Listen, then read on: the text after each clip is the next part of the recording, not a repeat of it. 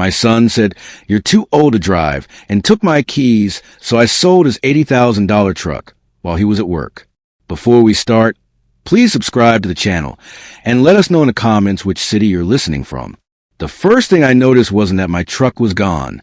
It was that the hook where my keys always hung was empty. Just empty. No note. No warning. Just a gaping space on the wall. Like someone had taken a piece of me and didn't bother to clean up the blood. Looking for these? I turned. My son stood in the doorway, spinning my truck keys around his index finger like a schoolyard bully showing off someone else's lunch money. He had that smirk, the one I used to mistake for charm, the one his mother used to call his movie star smile. But I saw it now for what it really was, a mask for control. "Dad, we need to talk." He always says that when he's already decided what he's going to do. I didn't say anything. I just looked at the keys. They were mine, bought with my hands, paid for with my back. That truck was the last big thing I purchased after Margaret died. We'd picked the color together. She loved how it sat up high off the road. She said it made her feel like she was riding a throne. Now her son was dangling it in front of me like it was a chew toy. "You almost hit the mailbox last week," he said. "Remember?" He didn't wait for me to answer. "Look, it's not a big deal. You're not mad, right? We're just thinking of what's best for you." Meaning him and that wife of his. The one who hasn't looked me in the eyes since they moved into the house I built. "I'm 69, not 90, I said, finally. He shrugged. "Still, you've had a good run, Dad. Let's not wait for something bad to happen. A good run." He said it like I was a racehorse he was getting ready to put down. I looked at the wall again. The empty hook stared back like a wound. I could still feel the cold of the keys in my hand from yesterday. It was phantom pain now. "I'm not asking," he added. There it was. Not, "We're worried about you." Not, "It's for your safety." Just, "I'm not asking." He pocketed the keys and gave me that little condescending nod, the same one I used to give him when he asked for ice cream before dinner. "Love you, old man," he said as he turned and walked out of the kitchen, like I was some pet that needed to be put back in its crate. When the front door closed behind him, I didn't move for a long time. My coffee went cold. My cereal turned to mush. My hand sat on the table useless. I'd worked 50 years for everything in this house. Paid off the mortgage, fixed the plumbing, patched the roof twice, put him through college, took out a loan to help him start his business, sold Margaret's jewelry to cover their IVF when the first round failed, and now he thinks I'm too old to drive? No warning, no conversation, just decided my independence was up for grabs. I walked to the garage. Her car was there, his too, but my spot was empty. The oil drip I never managed to clean had dried into floor like a scar. I stared at it, fists clenched, breathing shallow. He'd been driving the truck more than me lately. Always said it was easier for him to run errands while he was out. Then he started keeping it overnight. Then he started saying things like, "I should probably add myself to the insurance." And, "You don't even need it, Dad. I mean, where do you even go?" Then the kicker last week, "It's just a vehicle, right?" No, son. It was the last thing I had left that still felt like mine. That night, I heard him talking to his wife in the other room. He didn't know I was awake. "It's done," he said. Pause. "Yeah, he didn't fight me. He's not going to. Trust me." Another pause. "Honestly, I've been meaning to get that truck for myself anyway. It's better than the garbage I drive now." That's when I stopped being hurt and started being angry. I walked back to my room and sat at my old desk, pulled out a dusty folder from the drawer, the one where I kept all the vehicle documents. Registration, title, bill of sale, insurance. I flipped through them with shaking hands. Then I found it, my name, and only my name. I smiled, not big, not cocky, just final, because he forgot one thing. He might have taken the keys, but I still held the title. I didn't sleep that night. I lay in bed, staring at the ceiling fan, watching the blade spin in slow, rhythmic loops like they were mocking me. It was the first time in my life I felt like I was living in someone else's house, and I built this place with my own two hands. When Margaret died, I stopped hearing music in the mornings. When my son took my keys, I stopped hearing silence. All that was left was a buzzing, low and mean, just under the surface of everything. The next morning, my son strolled into the kitchen like nothing had happened. "Morning, Dad," he said casually, as if yesterday was just another Tuesday. "Want me to grab you anything from the store? I've got a few errands to run, since I'm the designated driver now." He winked. I didn't respond.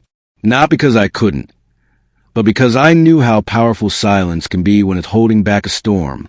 He sat across from me, sipping coffee from a mug Margaret gave me for our 25th anniversary, the one that says "Number 1 Dad" in her handwriting. He didn't even notice. So he said, clearing his throat, "Sarah and I were talking, and we think maybe it's time to revisit the idea of assisted living." There it was. Finally, the real agenda. I mean, just explore options. "No pressure," he added, like he was doing me a kindness. "You think I can't handle living in my own house?" I asked. He hesitated. Just a flicker of it. But I saw it. "It's not about that. It's just you forget things sometimes." And the driving, it started to scare Sarah. "Sarah doesn't ride with me." "She doesn't have to," he snapped. "She hears the stories. The neighbors talk. You scraped the curb last week." "I scraped the curb 30 years ago, too. Didn't hear you offering to move me into a facility back then." He put the mug down a little too hard. "This isn't a joke, Dad." "You're right," I said quietly. "It isn't." We sat in silence. His phone buzzed. He looked down and smiled. "Sorry, gotta run. Work stuff." Then, without looking at me, he added, "We'll keep talking about the facility idea, yeah? No pressure." He stood up, grabbed his coat, and walked toward the door. "Oh," he said, turning around. "By the way, I'll be using the truck for the next couple of days. Big project at work. It just makes more sense." More sense. He always says that when he's taking something that doesn't belong to him. The door closed behind him. I sat there staring at the table again, the knot in the wood grain I used to trace with my finger during coffee with Margaret. He didn't just take my keys. He took my choice. That afternoon, I opened a box in the garage I hadn't touched since the funeral. Inside were photo albums, a pair of Margaret's gardening gloves, and a faded envelope with a note she'd written the year she passed. It read, "Don't ever let them make you feel small, Clark. You built this life. You earned every piece of it. Never forget who you are." I read it 3 times. Then I called Jimmy. Jimmy owns a towing company and used to be a mechanic back when I brought my first truck in with a busted axle and no money. He gave me a payment plan when nobody else would. We stayed friends ever since. "Clark," he said when he picked up, "you breathing or calling from the grave?" "Still breathing." I said, "I need a favor. Quiet one." "Name it." "You still got that rollback rig? The one you use when people don't want to be home for the repo." He whistled. "Oof. Who you repossessing?" "My own damn dignity," I said. He didn't ask any more questions. That night, I couldn't stop thinking about Margaret, about all the quiet ways we gave up little pieces of ourselves to the kids. Late nights, early mornings, working sick, going without, always telling ourselves it was just for now. Funny thing is, just for now turns into 40 years real quick. And now my own son was trying to put me out to pasture while pretending to pat my back. I wasn't angry anymore. I was awake. Fully, totally awake. For the first time in a long time. The next morning, I stood by the window, coffee in hand, as my son pulled the truck out of the driveway. He didn't wave, didn't say goodbye, just drove off like he owned the road. The second the taillights disappeared, I picked up the phone and called Jimmy. "All clear," I said. Jimmy's voice came through without hesitation. "Truck will be gone before lunch." "Thanks," I said. "Don't thank me. Just don't tell me where the body's buried if this goes sideways." I chuckled. First real laugh I'd had in weeks. When I hung up, I walked into the garage. The keys were gone. But not for long. I opened the folder again. Title, registration, maintenance, records, all in my name. Every last piece. I stood over the spot where the truck usually sat and imagined my son's face when he came home. This wasn't just about revenge. It was about making him remember who I was before he decided I didn't matter anymore. My son used to sit in the garage with me while I worked on the old Ford. He was maybe 8, maybe 9. He'd perch on a wooden stool with a comic book in his lap, legs swinging, grease smudged across his cheek. He liked the smell of oil back then, said it reminded him of man stuff. I'd hand him a socket wrench and let him pretend he was loosening bolts. He never really did anything, but I made him feel like he was part of the project. That was back when he still looked up to me. Now he looks down at me, the same way a nurse might look at a confused old patient who can't find his slippers. And the truck? To him, it's just a reliable vehicle. To me, it was the last thing Margaret and I chose together, a reward, a project, and a memory on 4 wheels. We bought a year before she got sick. Margaret wanted something that could haul soil for her garden and still look nice enough to take to church. She picked the deep maroon color because it reminded her of the lipstick she wore in college. I wanted a bigger engine. She said I could have the V8 if she got heated seats. We compromised. I got the engine. She got her seats. We laughed all the way home that day. And I never let anyone else touch that truck. Not until he started borrowing it. At first, I didn't mind. He said his car was in the shop, that it was just easier to use the truck since he was already running errands for me. Then he asked if I minded if he drove it to work. Then the key hook was empty more often than not. It happened slowly, like water boiling. You don't feel the heat right away, not until you're already cooked. I remember rebuilding the front suspension with Jimmy in the garage. We stayed up past midnight drinking beers and talking about the old days, how cars used to be built like tanks and owners used to care enough to change their own oil. We talked about our kids too. Jimmy said his daughter never visits. Lives one stayed over, but can't be bothered. I told him mine lived under my roof, and I wasn't sure that was any better. That night, Margaret brought us out grilled cheese sandwiches and lemonade, rolled her eyes at our swearing, and kissed my forehead before going to bed. That was the last time I heard her laugh. The truck outlived her by 5 years.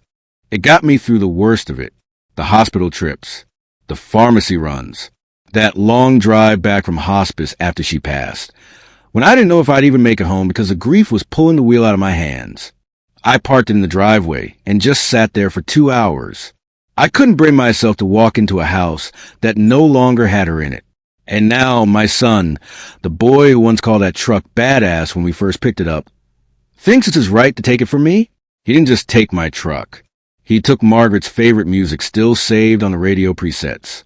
He took the emergency mints she always kept in the glove box for when I drove too aggressively and she needed to calm her nerves. He took the worn seat cushion where she used to sit and hum under her breath. He took all of it and didn't even say thank you. I walked back into the garage and found my old photo album. In the back were 2 Polaroids from the day we brought the truck home. Margaret's hair was blowing in the wind. I was holding a paper cup of coffee from the dealership. My son stood between us, throwing up a peace sign, barely tall enough to see over the bed. I stared at that photo a long time. Then I placed it in the folder with the truck title. If he wanted to take what I built, he was going to be reminded of what it cost me. Around 11:30 a.m., Jimmy pulled into the driveway in the rollback. I met him outside. "Got the paperwork?" he asked, sliding down from the cab. I handed him the title, folded neatly in an envelope. He raised his eyebrows. "You sure about this?" I looked at the empty space on the wall where my keys used to hang. "Dead sure." He nodded. "I'll be gone in 10 minutes. "Make it 5, I said, "before Sarah gets back from Pilates." He grinned. "You always knew how to time a getaway." We loaded the truck in silence. The engine gave a low groan as the chain secured it, like it was saying goodbye. When the tow truck pulled away, I stood in the driveway watching the taillights shrink down the street. I didn't feel regret. I felt breath, like I could finally inhale again without someone else's permission. The truck wasn't just a vehicle. It was my last monument. to hard work, to sacrifice, to Margaret, and he thought he could take it with a smile and a pat on the back. Let's see him smile when he finds the driveway empty. He left the house like he always does, late, rushed, loud, and without a single word to me, just the sound of the front door slamming, his shoes dragging across the tiles, and that stupid ringtone of his buzzing from his pocket. I listened to the truck start like it was a chainsaw cutting into my memory. The engine sputtered, then growled, then roared down the street. I waited until I couldn't hear it anymore. Then I picked up the phone. "Jimmy," I said, "we're green." He didn't ask for clarification. That's the kind of friend he is. Some men fish together. Some men go to war together.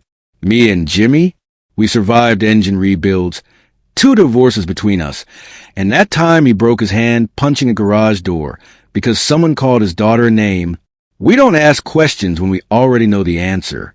By 10:15 a.m., the rollback truck turned the corner and backed neatly into my driveway like it had done this 100 times. And maybe it had. Jimmy stepped out wearing his Oakleys and chewing a toothpick like he was about to repo a drug dealer's car. "Title still in your name?" he asked, even though he already knew. "Filed and signed," I said, holding up the manila envelope. He gave a low whistle. "This is going to be good." It wasn't revenge I was after. Not really. It was clarity. He wanted to play grown man while treating me like a child? Fine. Let's see how he handles consequences. Jimmy climbed into the cab while his assistant, a kid named Milo with green hair and a lip ring, guided the winch.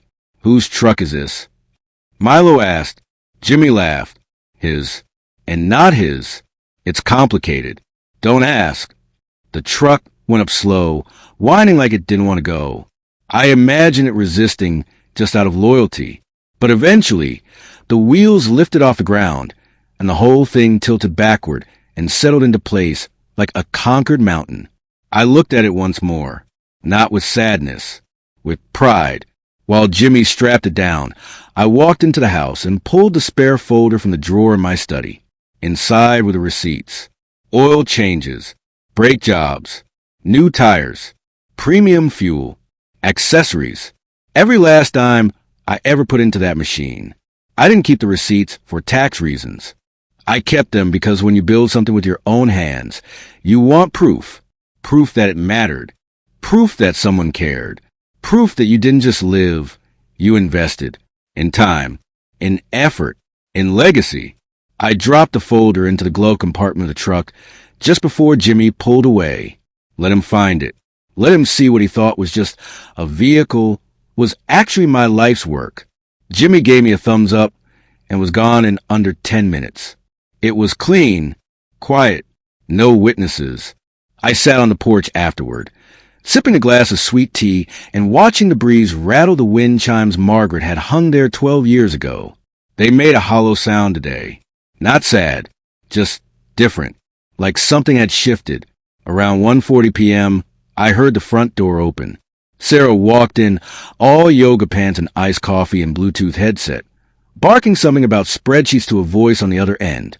She glanced at me, raised an eyebrow. "Where's the truck?" she asked.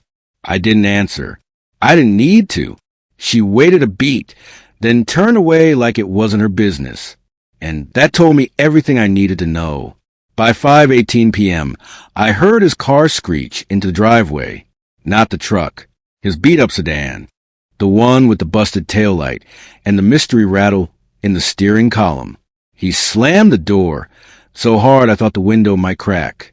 "Where the hell is my truck?" he shouted before he even hit the porch steps. I stood up slow, deliberate, unshaken. "You mean my truck?" I asked. He looked stunned. "Don't play games, Dad. This isn't funny. It's not in the lot. It's not outside work. I thought someone stole it." "Someone did," I said. He blinked. "What?" "I stole it back," I said. His jaw dropped. "That's not even. What are you talking about?" "I sold it." He let out a bark of laughter. "You're kidding. Wait, you're serious? You actually sold my truck." "My truck," I corrected him. "That's insane. You can't just..." "What? You think you're teaching me a lesson? No, I said, I think I'm reminding you. Reminding me of what? That nothing in this house, nothing you walk into, nothing you borrow, was ever yours to take without asking. He stared at me, like he didn't recognize the man standing in front of him. Good. Maybe now he finally saw me. He stormed into the house, cursing under his breath. I didn't follow. I just sat back down on the porch and let the sun hit my face. It was warm, not scorching, not sharp, just enough to remind me I was still here, still alive, still capable of making decisions. I didn't know if he'd come back out, didn't know if he'd scream or cry or call a lawyer, but I knew this. The hook on the wall was still empty, and for once, I didn't care, because the keys may have been gone, but the power was back where it belonged. He didn't come out of his room for almost an hour, not after I told him, not after he realized it wasn't a prank, not after he tore through the garage like a man looking for a ghost. I stayed on the porch, nursing the last of my tea like it was a front row seat to a show I hadn't paid for, but waited years to see. Through the window, I watched him storm from room to room, phone in hand, dialing and redialing. Sarah peeked around the corner once and whispered something to him. He waved her off like a gnat. Big man. No plan. Around 6:20 p.m., he came outside. His hair was messed up, his face red, his voice a notch above polite now. You really sold it? Yes. To who? Private buyer. Why? Because it was mine to sell. That's bull. You don't even use it. You sit at home all day. You don't go anywhere. I looked at him, long and hard. You ever stop to wonder why? He blinked. I stood up and took a slow step forward. I stopped going places because every time I tried to, the keys were gone. Every time I wanted to leave the house, you had them. Every time I wanted a little damn air, you were already halfway to work on my truck. He held up his hands. Whoa, okay. I borrowed it a few times, sure. But that doesn't mean you get to just... I built that engine. I snapped. I picked every damn feature. I paid for it. Maintained it. Washed it every Saturday with my wife before you even had a driver's license. Don't stand there and tell me what I do and don't get to do with it. He rubbed the back of his neck and laughed in that nervous way of his. You're overreacting. There it was. That word. Overreacting.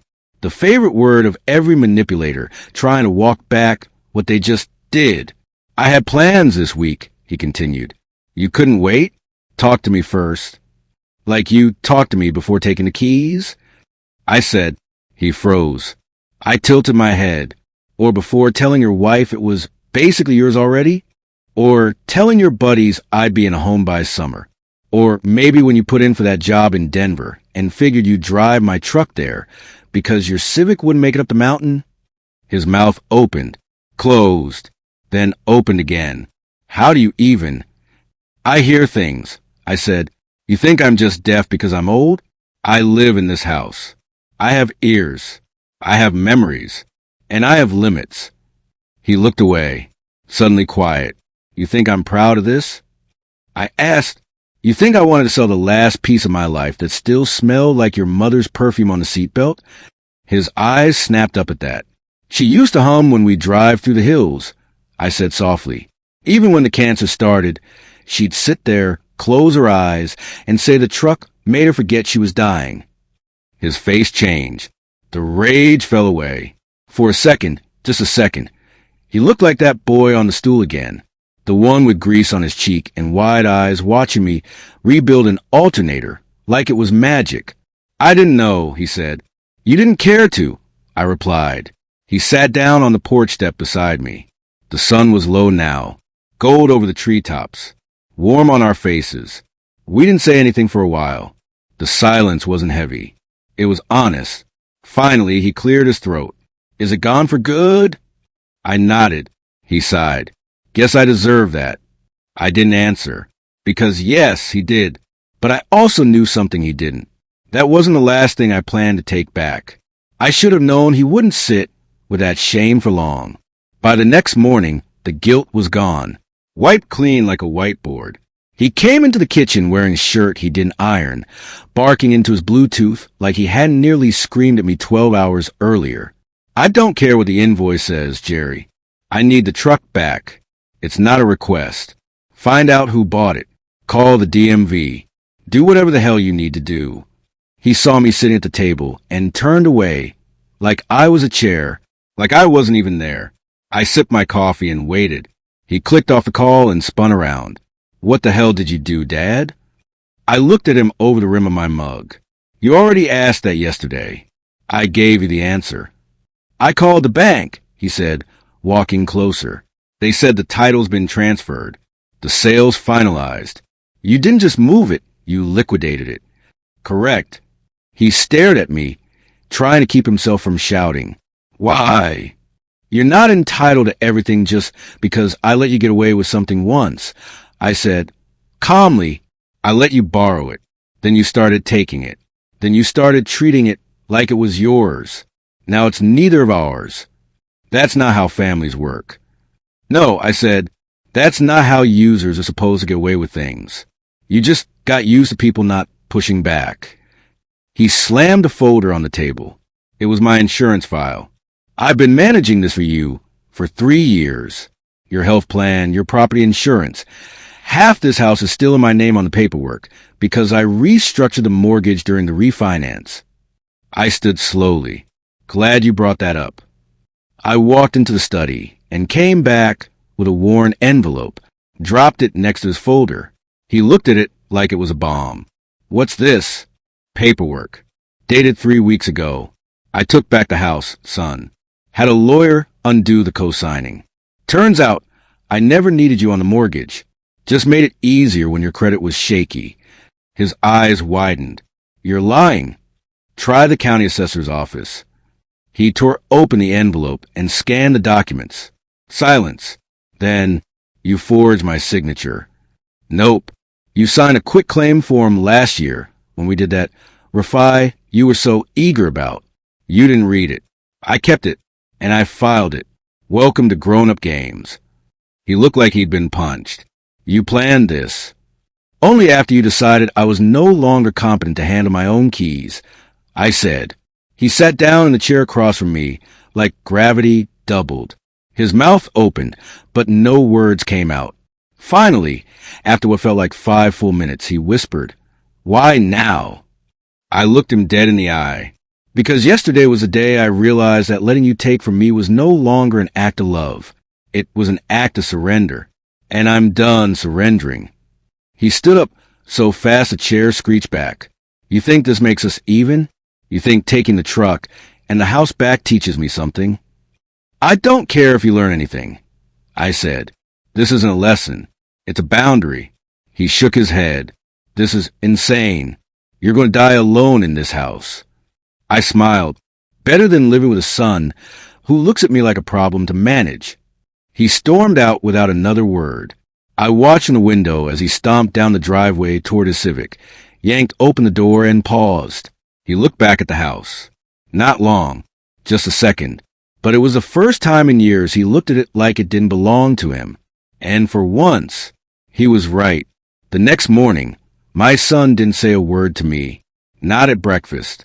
Not in the hallway. Not even that performative morning, Dad. He used to toss over his shoulder like he was still pretending to care. Instead, I heard his voice behind the closed door of his home office. He was whispering fast and low into the phone. He's losing it, I swear. Yeah, just sold it without telling me. The house is next. I don't know what to do if he kicks us out. Pause.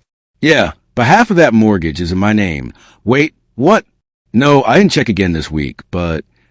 Click. He must have noticed I was standing just outside the door. 5 minutes later, he came into the kitchen with that fake calm voice he used when he wanted to sound reasonable, but was still seething underneath. We need to talk. I kept rinsing the dishes. He sat at the table and folded his hands. I've been thinking. Maybe I overreacted. I didn't say anything. I mean, we all get emotional. Families fight. People do stupid things. But you have to admit, this is the bit extreme. Still, I said nothing. I get it, he continued. You felt disrespected. You felt like you weren't being heard. But don't you think selling the truck and pulling the title on the house is a bit petty? I dried my hands. Is that what you think this is? Petty? He nodded. Slow. You're acting out. Good, I said. Then let's make it official. I walked over to the filing cabinet in the corner of the den and pulled out another folder. This one read, thicker than the rest, bound with a black clip and labeled in my handwriting. Financial ties, 2018 to 2023. When I dropped it on the kitchen table, it thudded like a gavel. He flinched. Inside was everything. The 3 times I co-signed on his business loans. The second mortgage I pulled to help him, and Sarah remodeled the downstairs bathroom. The car note I guaranteed when their credit wouldn't stretch. The tuition I covered for their second round of IVF. I flipped the folder open, slowly. Each tab was labeled, each section highlighted, each signature traced back to me. He scanned the first page, and the second. He went pale by the third. You kept all this? I paid all this. He said nothing. You know what this is? I asked. A ledger? No, I said. It's a leash. And I finally decided to take it off. That afternoon, I drove to the bank. Not in my truck, of course. But Jimmy let me borrow his wife's Subaru. And for the first time in months, I was behind the wheel with the windows down and my dignity in the passenger seat. I met with a woman named Carla at the front desk. She remembered me from when I helped set up my granddaughter's first savings account. We chatted for a minute. She offered coffee. Then I slid the red folder across the desk. I need to remove myself from every financial document my son is attached to. She looked at me, startled. Everything. We spent the next hour reviewing paperwork. I was still a guarantor on 2 loans I hadn't thought about in over a year. One was for his landscaping company. The other? A business pivot he'd never told me failed. Quietly defaulted. I signed the forms to withdraw, decline, and in one case, challenge, because my name had been added without formal approval. That one, she flagged for further investigation. When I got home, I left the red folder on the hallway console. Open, just enough for him to see. He came home later than usual. No hi. No door slam. Just silence. Then footsteps. He stopped by the folder, flipped it open, skimmed it, and then he laughed. A hollow, bitter thing. So you're cutting me off? I didn't answer. Is that what this is now? You want me to beg? Apologize? What? Crawl back and tell you were right. No, I said. I want you to grow up. He stared at me like I had slapped him, but I wasn't done. I've been your backup plan for too long. That ends now. You think I'm just using you? I tilted my head. Aren't you? He turned to walk away, but I stopped him with one last thing. By the way, I said, that business loan you defaulted on last spring? The one you never told me about. He froze. You're lucky I caught it before it trashed my credit. He turned slowly. His face was drained. How did you? You added me to it without my consent. He swallowed hard. I have a lawyer reviewing it. Dad, you'll get a call next week. He didn't speak again that night. Didn't come to dinner. Didn't say goodnight. But I slept better than I had in years. Because for the first time since Margaret passed, I wasn't being quiet to keep the peace. I was being loud to protect it. The envelope came on a Tuesday. Thin, crisp, unapologetic. It was slid under my door like a calling card from someone who didn't have the guts to knock. I picked it up and opened it carefully, even though I already knew what it was. A formal demand letter, hand-delivered by my own son. He was suing me. Well, technically he and Sarah were. Claiming unlawful sale of shared property. Claiming emotional distress.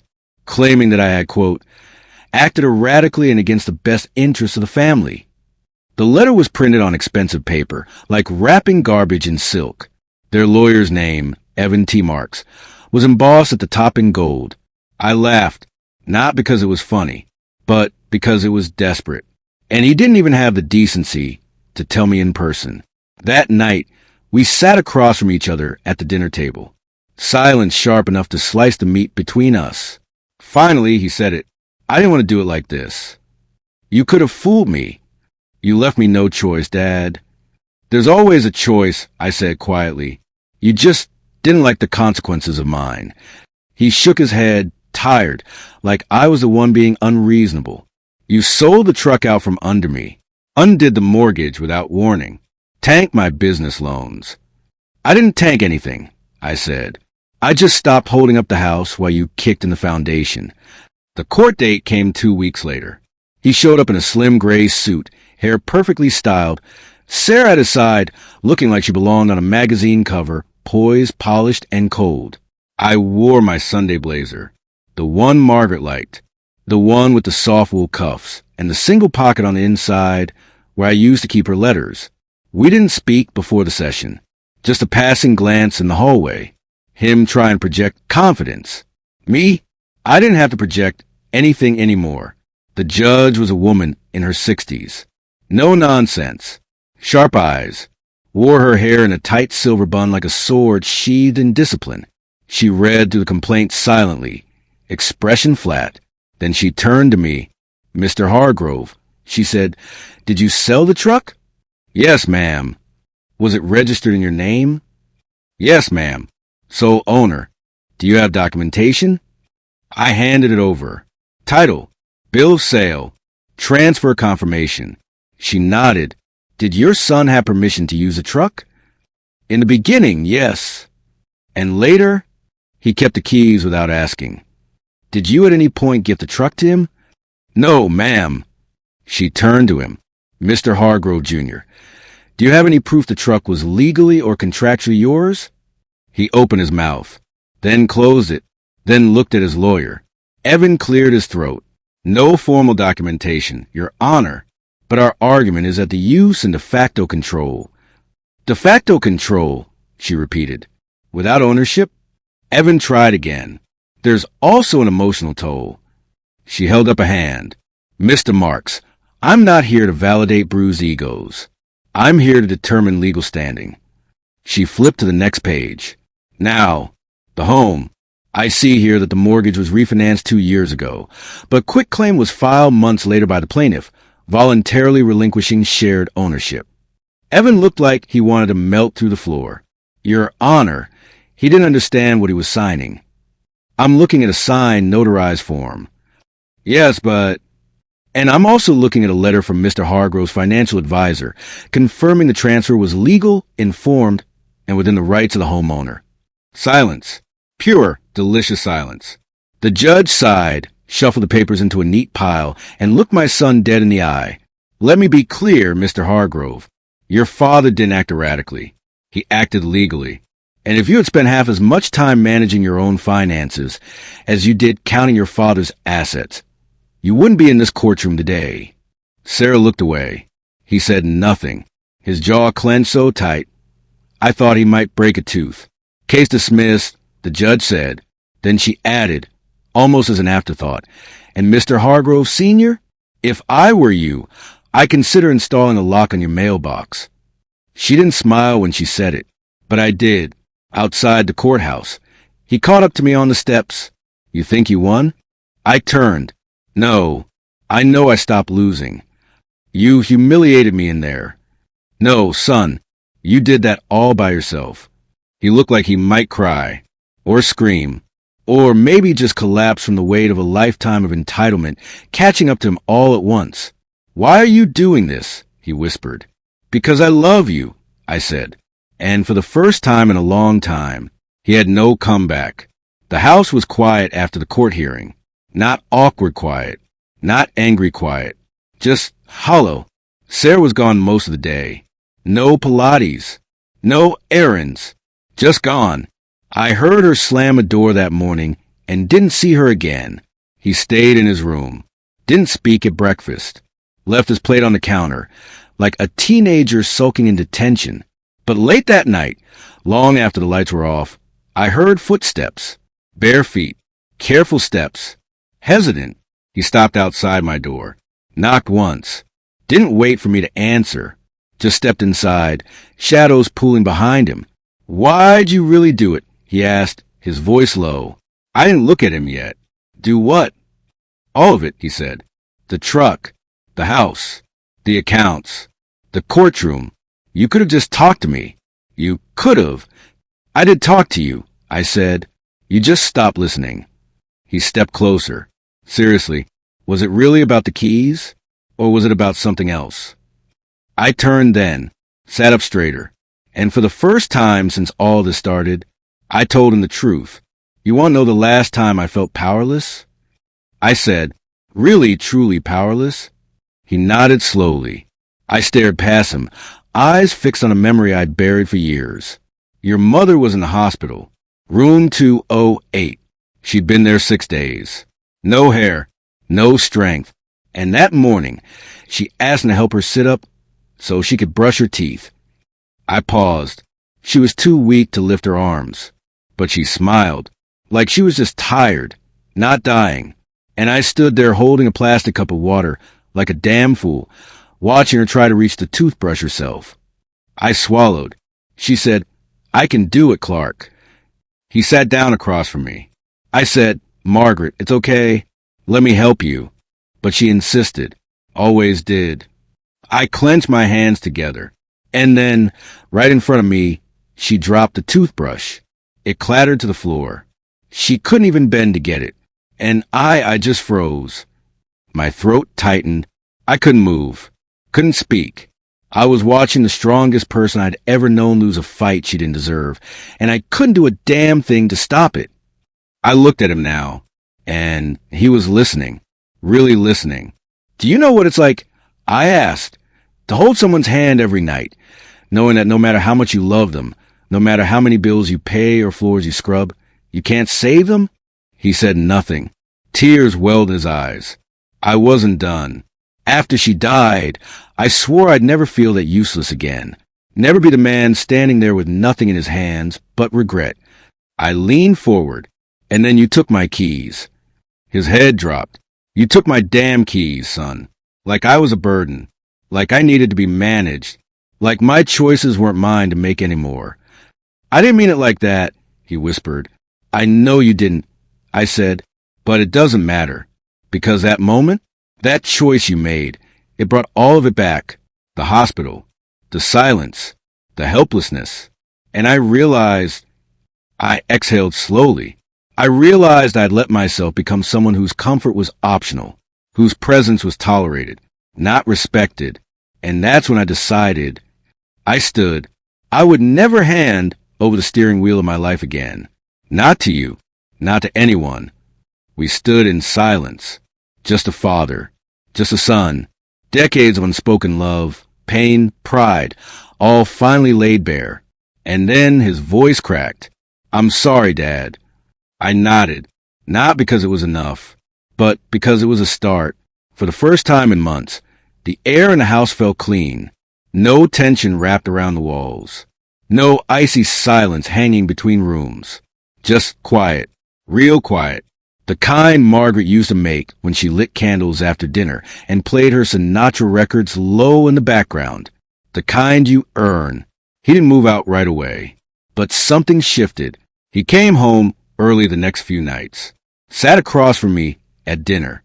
Ate slowly. Spoke softer. Like he was finally aware of how much space he'd taken up. And how little he'd acknowledged it. He offered to cook one night. I let him. The steak was overdone. The potatoes were under, but I ate every bite. On Saturday morning, I found him in the garage, sweeping. Not just his clutter, the whole place. Even the corners I used to obsess over when Margaret's plants shed dead leaves in the winter. He looked up when I stepped in. I was thinking, he said, we should clean out the attic soon. You know, together, go through some of Mom's old stuff. He said it carefully, gently. I nodded. Then I reached into my coat pocket and pulled out something I'd been holding on to. His spare key to the truck, the one I sold. He looked at it like it was haunted. I don't understand, he said. You never noticed, I replied, but I kept a backup, even after you took the other set, just in case. In case of what? In case I needed to remember who really owned the wheel. He stared at it, but the truck's gone. I smiled. Exactly. He sat on the workbench and turned the key over in his hand. Is this your way of saying I still have something to prove? No, I said. It's my way of saying I believe you can. We sat in the garage for a long time after that. No music, no voices, just a hum of spring air moving through an open door. Finally, he asked me something I didn't expect. What do you want me to tell my daughter about all this? It took me a moment. Then I said, tell her this house was built by a man who believed in hard work, but learned too late that love doesn't come with a ledger. Tell her I let things slide because I thought I was being patient, when really I was just afraid of losing you. Tell her her granddad sold his truck not to punish his son, but to remind himself that even at 70, you don't have to be silent to be strong.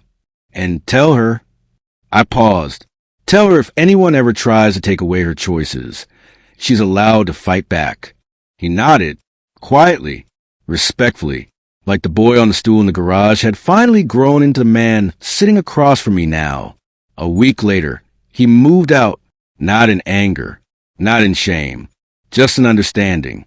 He left me a note on the counter. Dad, thank you for finally saying what you needed to say. I didn't always listen, but I'm listening now.